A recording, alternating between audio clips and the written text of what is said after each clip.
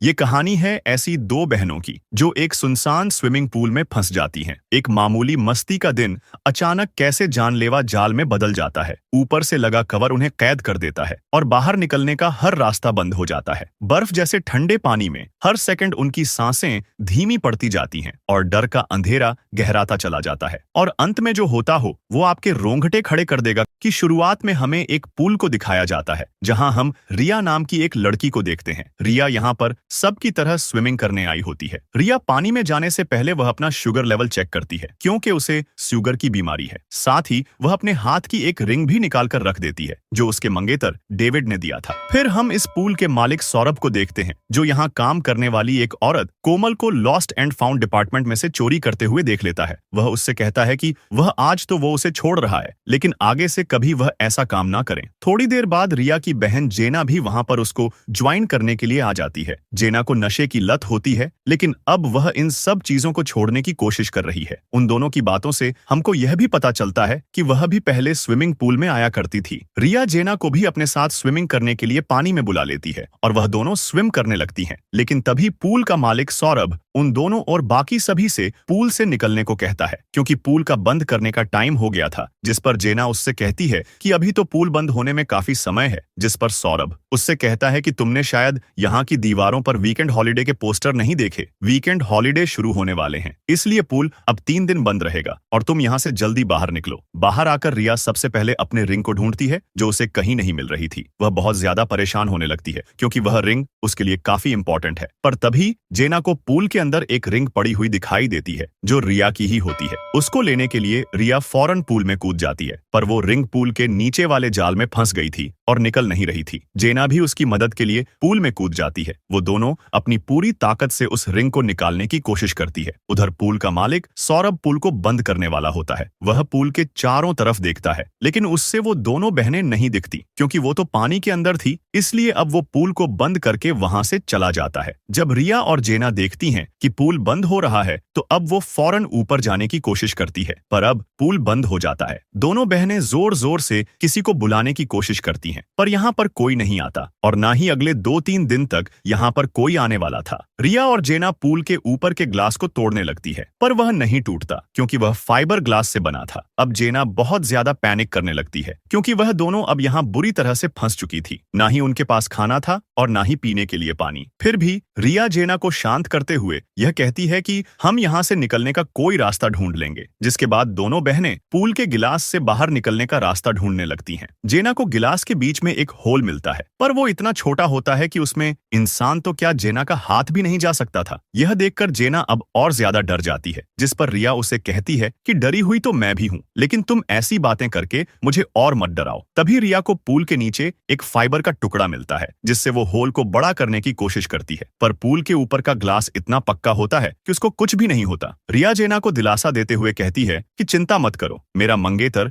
David मुझको phone करेगा और अगर मैं उसे नहीं मिली तो वो मुझे ढूंढने यहाँ पर जरूर आएगा। पर जेना उसकी हर बात पर लड़ती रहती है। दरअसल जेना पहले से ही रिया से जलती है क्योंकि बी के पास वो सब कुछ है जो उसको चाहिए। जेना रिया को बताती है कि उसको हर हफ्ते नशा मुक्ति केंद्र में जाना पड़ता है और हमें यह भी पता चलता है कि जेना ने ही उसके रिंग को पूल में फेंका था क्योंकि वो रिंग रिया को उसके मंगेतर डेविड ने दी थी। और जेना को जब यह बात पता चली कि वह उसके लिए कीमती है तो उसने जलन की वजह से उसको पानी में फेंक दिया। ये सारी बातें जानने के बाद रिया को जेना पर बहुत तेज गुस्सा आता है और कहती है कि देखो तुमने क्या कर दिया। तभी रिया पहले पूल के अंदर से उस जाली से अपनी रिंग को निकालने जाती है। इस बार वो उसको जान लगाकर वहां से निकाल लेती है लेकिन तभी उसको एक आइडिया आता है। वह ऊपर आकर जेना से कहती है कि अगर हम उस जाली को निकाल लें तो शायद उससे हम पूल के इस गिलास यानी कि कवर को तोड़ पाएंगे क्योंकि वो जाली लोहे की है। पर जेना उसे मना कर देती है क्योंकि अब उसे पानी से डर लगने लगा था। यह सुनकर रिया अकेले उस जाली को निकालने जाती है। काफी कोशिश करने के बाद भी उससे अकेले वो जाली नहीं निकलती जिससे रिया और जेना और भी ज्यादा निराश हो जाती हैं। जिसके उसके थोड़ी देर बाद ही रिया के सर में अब दर्द होने लगता है। जेना उससे पूछती है कि तुम ठीक तो हो, जिस पर रिया उसे बताती है कि उसे 3 साल से शुगर है और अगर उसने जल्द ही अपना इंसुलिन का इंजेक्शन नहीं लिया तो अब वो कोमा में भी जा सकती है। यह बात सुनकर जेना को अब रिया के लिए बुरा लगने लगता है। वो अपनी पूरी ताकत से उस होल को बड़ा करने में लग जाती है। फिर जेना रिया से उसके हाथ पर जले हुए निशान के बारे में पूरी कहानी बताने को कहती है, क्योंकि रिया ने उसे सिर्फ आधी स्टोरी बताई थी, जिस पर रिया उसको बताती है कि एक रात हमारे डैड काफी शराब पीकर घर आए थे। उनके हाथ में सिगरेट भी थी। उन्होंने उस सिगरेट को सोफे पर रख दिया, जिससे पूरे घर में आग लग गई और उसी आग में इनके डैड भी मारे गए, जिसमें उसका एक हाथ भी जल गया। उसने यह बात जेना को इसलिए नहीं बताई थी कि कहीं उसको सुनकर बुरा ना लगे। अब जेना को अपनी गलती पर पछतावा होने लगता है कि शायद उसने रिंग को पानी में फेंक कर बहुत बड़ी गलती कर दी। तभी इन दोनों को पूल के बाहर से किसी के चिल्लाने की आवाज आती है, जो कोई और नहीं बल्कि वही लड़की कोमल होती है जिसको यहाँ के मालिक ने लॉस्ट एंड फाउंड डिपार्टमेंट में चोरी करते हुए पकड़ा था। वो यहाँ पर फिर से कुछ चुराने आई थी। कोमल की आवाज सुनकर रिया और जेना जोर जोर से चिल्लाने लगती हैं, जिससे कोमल को पता चल जाता है कि पूल के अंदर 2 लोग फंसे हुए हैं। जेना और रिया उससे पूल के ग्लास को हटाने को कहती हैं और कहती हैं कि जल्दी से हमें बाहर निकालो। कोमल यह सुनकर रिया का बैग चेक करने लगती है और उसके बैग में से उसका एटीएम और मोबाइल बाहर निकाल लेती है। वो रिया से उसके फोन का पासवर्ड पता करती है। रिया को लगता है कि ये शायद एम्बुलेंस या फिर पुलिस को फोन करेगी, इसीलिए वह उसको पासवर्ड बता देती है। पर कोमल पुलिस एम्बुलेंस को कॉल करने की जगह उसके फोन को चेक करने लगती है। रिया के होम स्क्रीन पर डेविड और उसका एक फोटो लगा होता है और उसमें डेविड के काफी सारे मैसेजेस भी होते हैं, जो डेविड रिया के कॉल न उठाने पर उसको कर रहा था। तभी कोमल इन दोनों को अपने बारे में कुछ बताने लगती है कि वो अभी जेल से छूट कर आई है और उसके पास इस टाइम अपने घर के रेंट तक के पैसे भी नहीं है, जिस पर जेना उससे कहती है कि तो इसमें हम क्या करें। कोमल अब इन दोनों से कहती है कि अगर तुम यहाँ से बाहर निकलना चाहती हो तो तुम्हें मुझे अपना एटीएम का पासवर्ड बताना होगा। इससे हम दोनों का काम हो जाएगा, तुम्हारी जान बच जाएगी और मुझे थोड़े पैसे मिल जाएंगे। कोमल यहाँ पर सिचुएशन का फायदा उठाते हुए इन दोनों को ब्लैकमेल करती है, पर जेना उसको इस चीज के लिए मना कर देती है। वह बोलती है कि हम ऐसा कुछ भी नहीं करेंगे, पर रिया जानती थी कि अब उनके पास और कोई चॉइस नहीं है, इसलिए रिया उसे का पासवर्ड बता देती है, जिसे जानकर कोमल उन दोनों को मरने के लिए वहीं छोड़कर वहां से चली जाती है। अब धीरे धीरे रिया की हालत खराब होने लगी थी, जिसे देखकर जेना पूल के अंदर उस लोहे की जाली को निकालने जाती है, पर वह पानी में बीच से ही डरकर वापस आ जाती है। इधर रिया धीरे धीरे अपना होश खो रही थी, यानी उसको अगर उसका इंसुलिन शॉट जल्दी नहीं मिला तो अब वो कोमा में चली जाएगी। टाइम बीतता जाता है उन्हें। अब यहाँ पर पूरी 2 रात हो जाती है। तभी कोमल वहां पर वापस आती है। वो उन पर गुस्सा करती है। वो बोलती है कि तुमने मुझे पहले क्यों नहीं बताया कि तुम्हारे अकाउंट में सिर्फ $80 हैं। तुम मेरे साथ मजाक कर रहे हो क्या? अब तुमको यहाँ से कोई नहीं निकालेगा, तुम यहीं पर मारी जाओगी। ये सुनकर जेना को गुस्सा आ जाता है। वह पूल में मिले उस फाइबर के टुकड़े को नुकीला करके कोमल को अपने पास ये कहकर बुलाती है कि उसके पास कुछ इंपॉर्टेंट चीज है जो उसे बतानी है। और जैसे ही कोमल उस होल के पास आती है, जेना उस नुकीले टुकड़े को उसके कान में घुसा देती है, जिससे कोमल के कान से बहुत खून बहने लगता है, जिससे उसको गुस्सा आ जाता है। वो अपना खून साफ करके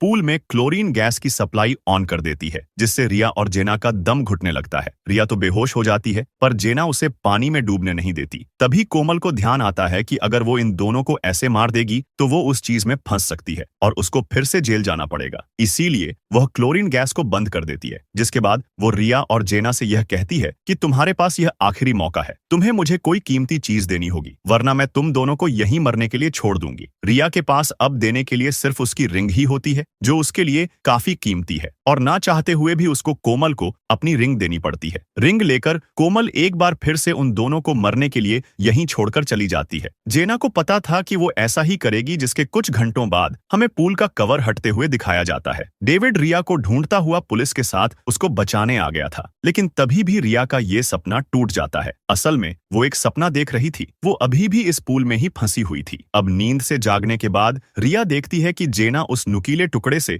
अपना गला काटकर खुद को मारने वाली है, जिससे रिया रोक लेती है। वो बोलती है कि तुम यह क्या कर रही हो, जिस पर जेना उससे कहती है कि उसका मर जाना ही ठीक होगा, कि मैं अगर किसी वजह से यहाँ बच भी गई तो मेरे पास कोई भी नहीं है, तुम्हारे पास तो अब डेविड है, और भूलो मत कि हम दोनों यहाँ पर मेरी वजह से फंसे हुए हैं। हैं, जिस पर रिया उसको रोकते हुए कहती है कि अब तुम्हारे पास तुम्हारी बहन है और मैं तुम्हें खोना नहीं चाहती, हम यहाँ से जरूर निकलेंगे। उधर डेविड रिया के फोन पर मैसेज कर रहा होता है कि अगर वो जल्दी उसको कॉल नहीं करेगी तो अब वो उसको ढूंढने के लिए पुलिस ले आएगा। ये मैसेज कोमल पढ़ लेती है और उसको लगता है कि अगर वो दोनों मरी या मरने से पहले बच गई तो वो मेरा नाम बता देंगी, जिससे मैं फिर से जेल चली जाऊंगी। इसलिए कोमल फौरन उन दोनों के पास जाती है, जहां इस बार जेना भी उससे बहुत प्यार से बात करती है कि प्लीज हमें यहाँ से बाहर निकाल दो। जिस पर कमल उन दोनों से कहती है कि वो उन दोनों को बाहर निकाल देगी, लेकिन उन दोनों को वादा करना होगा कि वह कभी भी उसका नाम नहीं लेंगी। जेना उससे वादा करती है कि वह ऐसा ही करेंगी जिसके बाद कोमल पूल के कंट्रोल रूम में जाकर पूल के कवर को हटाने के लिए कोड डालती है, पर उससे वो कवर नहीं हटता। वह थोड़ा सोच में पड़ जाती है, जिसके बाद वह बाहर जाकर रिया और जेना को बताती है कि मालिक ने पूल के कवर का कोड चेंज कर दिया है अब इसमें मैं तुम्हारी कोई मदद नहीं कर सकती। वो यह बोलकर वहां से फिर से चली जाती है। इधर रिया बस अब किसी भी टाइम मरने वाली थी, क्योंकि उसकी हालत हर मिनट खराब होती जा रही थी, जिसे देखकर जेना हिम्मत करके उस लोहे की जाली को निकालने जाती है। वो अपना पूरा जोर लगा देती है, पर वह नहीं निकल रही थी। तभी जेना एक बार फिर से ऊपर जाकर उसका टॉवल लेकर आती है और वो उस टॉवल को जाली में फंसाकर बहुत तेजी से खींचती है, जिससे आखिरकार वो जाली निकल जाती है। जेना जाली को ऊपर लेकर आती है, पर वो देखती है कि रिया बेहोश हो चुकी है। इसीलिए सबसे पहले वो रिया को सीपीआर देती है, जिससे रिया को होश आ जाता है। जिसके बाद जेना उस लोहे की जाली को पूरी ताकत से पूल के कवर यानी कि फाइबर ग्लास पर मारती है, जिससे वो ग्लास टूट जाता है। जेना फौरन रिया को पोल से बाहर निकालती है और जल्दी से उसके बैग में पड़ा इंसुलिन का शॉट उसको लगाती है। तभी वहां पर